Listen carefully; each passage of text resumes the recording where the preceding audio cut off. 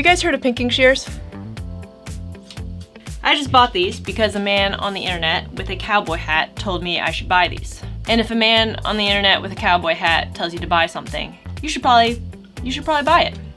If you don't know what pinking shears do, hang tight. I'm gonna be using them in this video, and I kid you not, it'll blow your mind. Or maybe it won't. And now I've built up your expectations, and it will be a huge disappointment and letdown when you finally realize what these do. Oh well, today we are making this double zip crossbody bag. It's got 2 zippers, 3 pockets, and it's actually surprisingly simple to make, despite the fact that there is this middle pocket. It's a very simple pattern. The pattern is basically 4 identical panels that look like this. You'll see that there's a curve on this pattern, but it doesn't actually show up on the bag. And that's because I learned something. Credit where credit is due. Somebody on Reddit, I guess this is really terrible credit actually, because I don't know the person's name, but they recommended this bag called Designing Bags, and it's by Andrea Marcoshi and Eliza Signa. Very interesting book. I learned a lot from it, but there's one particular thing that I found extremely interesting that really helped me with patterning this bag, and that's the concept of entasis or entasis. The original pattern for this bag was when I first started out, I started patterning it just as rectangles.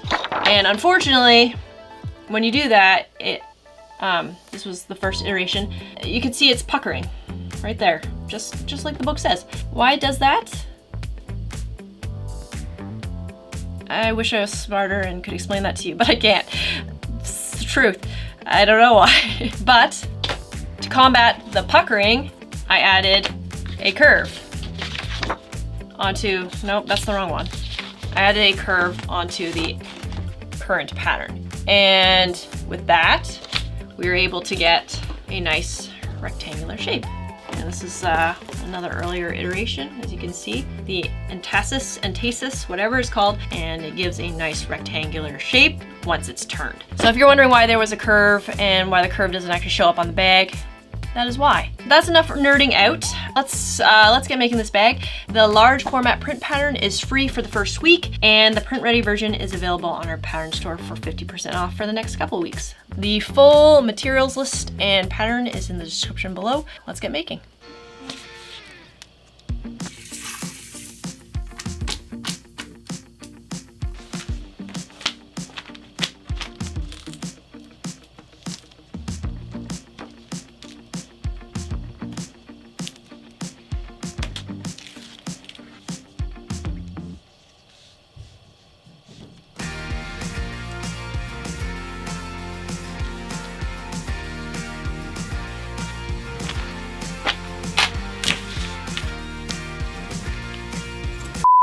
Here's a quick little intermission about pinking shears. I'm just gonna use a regular pair of scissors and cut it. And you'll notice that it will fray. You can melt the edge and that will definitely help, but as you work with it and stuff, it still does come apart eventually. If you use pinking shears,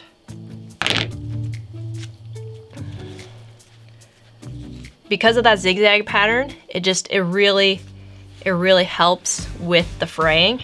It's not gonna be 100% perfect, but it does a pretty good job, and it just makes your projects less messy. You can use pinking shears on regular fabrics too, and it works great.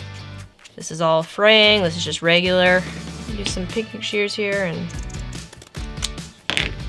cut it. It holds up a lot better. So, highly recommend getting a pair of pinking shears. Very useful. Anyways, back to the video.